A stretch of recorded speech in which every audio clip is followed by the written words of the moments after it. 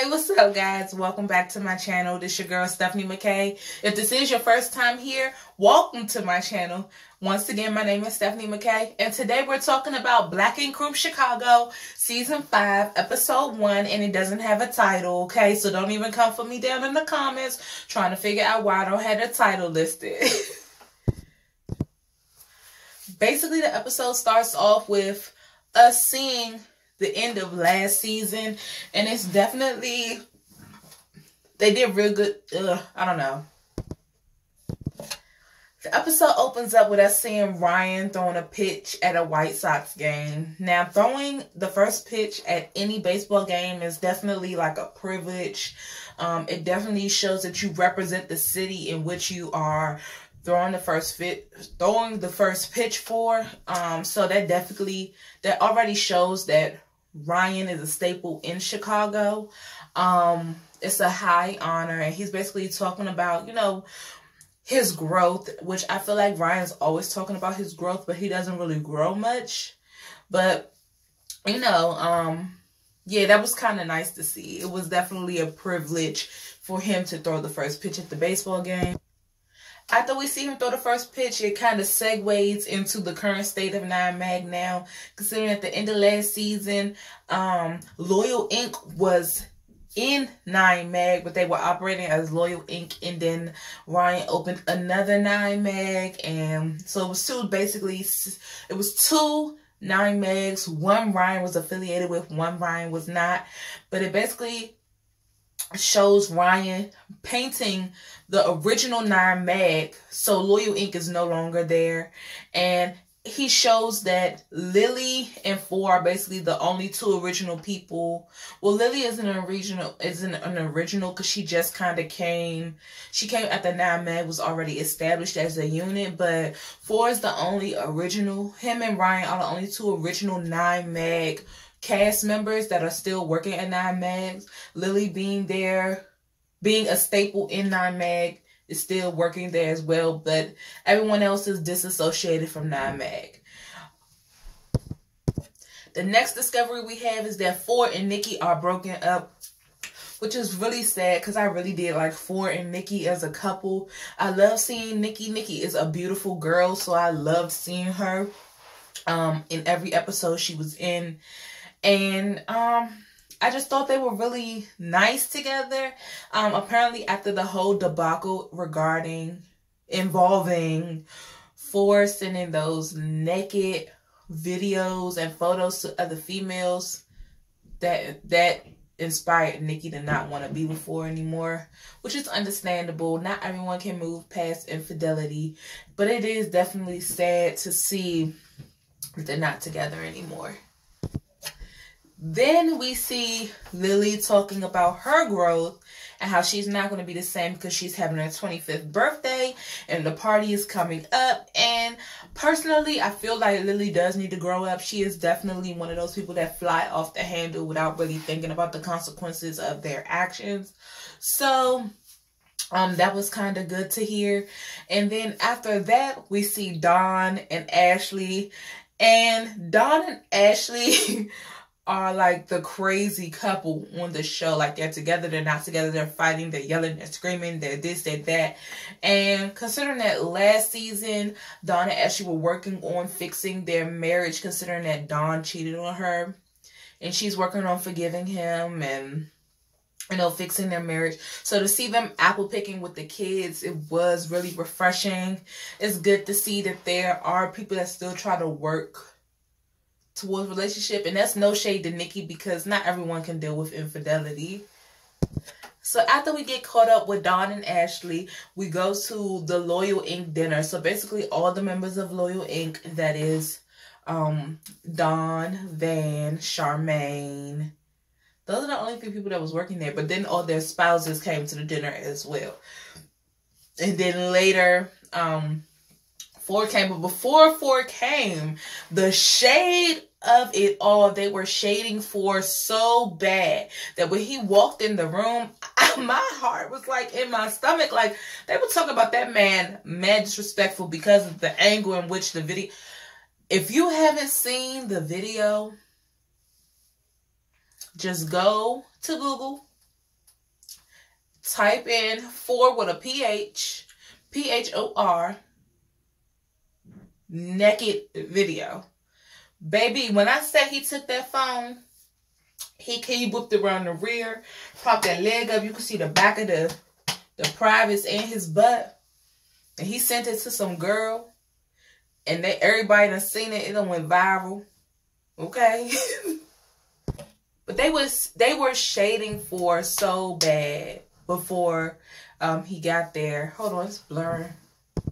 But they were shading for so bad before he came in. So when he came in, it was like, I thought they were going to change the conversation, but they definitely didn't. They upfront asked him about it, like, son, what's up with these booty shot news you sending hoes? And basically, at this point, I feel he did throw Dawn under the bus. He was like, oh, she said she wanted to suck my penis from the back. And everybody was like, ooh, you into that kinky stuff. And he says, oh, I got that from Dawn. Dawn told me how he really liked that getting done to him. Now, Ashley was looking like, what you mean he liked that getting done to him? I don't do that to him. He never told me he was getting his penis sucked from the back. And, child, they started going off. They started fighting as usual, going back and forth. What you mean? What you mean? Who suck your dick from the back, Dawn? Who suck your... Girl, can't make it up, okay? And then basically Dawn gets so mad that he was thrown under the bus that he did nothing wrong, that he like walked out. And Ashley leaves too, but then that leaves them with the conversation in regards to loyalty and how... You know, 4 is still working with Ryan, and they were supposed to be called Loyalty Inc., and he was supposed to be a part of it, so they're not understanding, you know. They feel like 4 is not loyal. They feel like 4 and Dawn's relationship is fractured, which it is, but that's a conversation between them two, and 4 definitely made sure to say that, okay? And it was just a touchy conversation. So after the Loyalty Inc. dinner scene, we go to Charmaine and her boyfriend Meek. They go to the doctor's office and they try to frame it. Production and Charmaine both framed it as if she was there, you know, in regards to a pregnancy or a baby or something. But in all actuality, she was there for Botox. Not to get it in her face, but in her armpits. She says she sweats profusely, which I believe because my girlfriend sweats like crazy. And I'm sure she's not a fan of Botox or anything, but I understand how much of a hassle that can be on the day-to-day life. Like, you do get the pit stains. You do have a must. Of course, Bae doesn't have a must. But I do understand why it could be a hassle and why you would take corrective measures. So Charmaine is just being Charmaine. And she's at the doctor's office and she gets the Botox. And we'll see how that progresses throughout the season.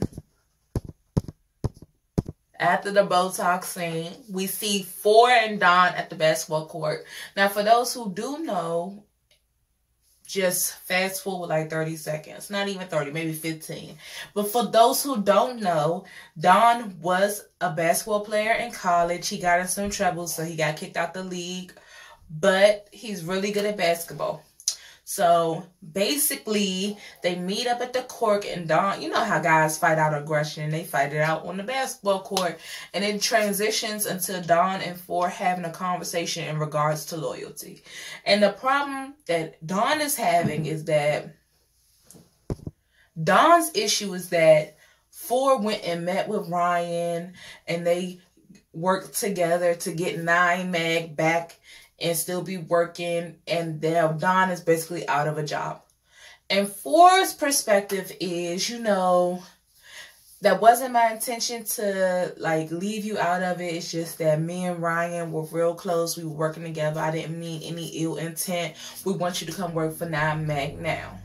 Okay? And they basically make up and finish playing basketball. And, of course, it's really easy for guys to make up, like, kiss and make up. So I wasn't surprised when they were able to move past it. The next thing we get is with Ryan and his mom. And Ryan and his mom have a conversation in regards to how Ryan is no longer with Rachel. Rachel was his girlfriend and baby's mom. If last season wasn't her first season. I think the very first season we met Ryan, him and Rachel had just broke up and she had moved away. And then after 2 seasons, they got back together to try to make it work out for the kids.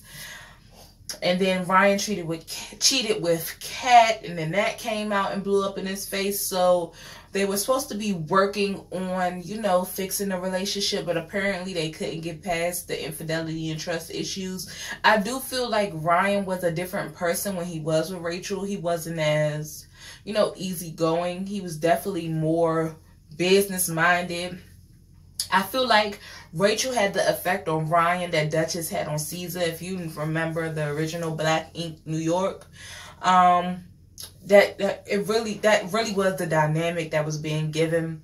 But Rachel didn't work at the shop, so she didn't have as much of a hand in what was going on at the shop as Duchess did. But you pretty much get the point. There was a change in him with him being with Rachel, and he's talking to his mom about this, and he just basically goes off on this tangent about how, you know, he's never wrong, which he's always wrong, and how people just portray him, and how basically Ryan doesn't take accountability for anything. Okay, the fallout with the original Black Ink Crew Chicago cast was Ryan's fault. He was mad at everyone because no one was on his side, but he was wrong even from the jump. At the end of the day, he cheated on his girlfriend Rachel with a girl named Kat that also worked at the shop, and he felt like everyone was supposed to be on his side and covering up the affair with Kat, lying to Rachel, and nobody was with it. You know what I'm saying? Like, Ryan, you were wrong. And that's where the friendship fell apart to begin with. Now you're mad at Rachel for not being able to get over the cheating. But Ryan, you were wrong. Ryan is always wrong. That's my stance. No one can ever change it. And in the midst of this conversation, that's when we see Ryan do a tribute tattoo for a guy who lost his son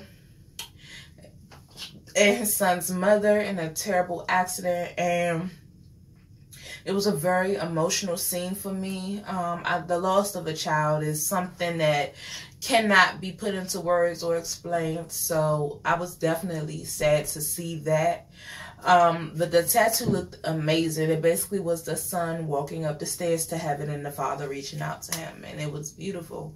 It was a beautiful piece, Ryan. That's something you can do, right? You can tattoo. So after the tribute tattoo, that's when we arrived at Dawn's birthday party. So Dawn's having a birthday party. It was actually, everyone was partying really, really hard. And Ryan shows up to talk to Dawn. And I thought that with Ryan showing up, he was going to apologize to all of the Black Ink Chicago, all of 9 Meg. But he didn't. He just apologized to Dawn and welcomed him back to the shop, told him that he could come back and work at the shop. And Dawn said he was going to think about it, because Dawn really does want to maintain loyalty to Loyal Ink. But at the end of the day, he's missing out on money. So I do understand the dilemma. And we'll see how that progresses throughout the season. So next we see Charmaine. And she's hosting Next we see Charmaine, and she's hosting this WGCI event. If you don't know, WGCI is the station in which Charmaine is a radio host at. And she's hosting this event. And Van comes to the event. And of course, Charmaine makes it a point to tell Van how Ryan came to Dawn's birthday party and had a conversation, invite him back to the shop, basically. And of course, Van is pissed. So he has all intention on talking to Ryan face to face, man to man, whatever. And then the very last scene is of Lily's 25th birthday party. Now, Jennifer is Van's girlfriend. She has a problem with Lily because last season, Lily basically disclosed to her that Van came to her house and tried to push up on her. And of course, you can't tell no hoe about they man. You can't tell nobody about they man without having an issue with them. So of course, once Jen found out Van was going to the party to talk to Ryan, she made it her duty to go with him. And it was just basically a whole bunch of hoopla. Four and Ryan come into Lily's party basically in theme. I don't know what the theme was. I guess Mexico. I don't know. But Four had on a costume with him riding on a donkey, which was, him riding on Trump, which was funny because everybody know that Mexicans and Trump don't go hand in hand. And then Ryan comes in with a real live donkey. And I guess that was a cute little scene. The donkey was peeing and pooping all over the party. I guess that was cute. But Van and Jen show up, and Lily and Jen start like going back and forth. And then that's when Ryan, skirts off and tries to get out of costume. So I guess he's more adequate to deal with Van, because he knew that it was going to be a problem because Van was even there. And basically, I just burped. I'm so sorry, guys. But basically, Van and Ryan get to talking, and it starts to escalate, and then they're doing this whole, ego tug of war back and forth, and it basically almost get physical because Van smacks something out of Ryan's hand. At the same time, the police are pulling up, so it de-escalates kind of quick, and then Van gets in his car and drive off. And that's basically the end of the show. So at this point, this is when we do the moment of shade. This is the moment in the video where I take a little time out just to be a little shady. I take 3 moments from the entire episode and I just shade a little bit. Just a little bit, a little cute, fun shade. There's nothing wrong with that, right? Right? Okay. First moment of shade is, I don't understand who was the bigger donkey. Ryan or the one he rode in on? Get it? Like, the donkey he rode in on? Whatever. The second moment of shade is, since them hoes was fighting through the gate, does that mean they was fencing? Like, get it? Like, fencing? Like, cha-cha. They was fighting through a fence? I don't know. I thought that would be funny. And the third moment of shade is, was the theme of the party like quinceañera, like Mac Super Sweet 16 style? Because if so, that was terrible. A terrible, terrible, terrible idea. I don't know. It's hard to be shady about this show. I really like this show. I really like all the cast members. So it's really hard to be shady. So those was whack, I guess. Whatever. And that pretty much wraps up my Black Ink Crew Chicago review. If you like this video, like this video. If you like me, subscribe. Be sure to comment down below. And be sure to watch all my videos. Watch all of them. It ain't but like 5 or 6. At this point, you might as well watch them all. Anyway, guys, I'll talk to you later. Bye.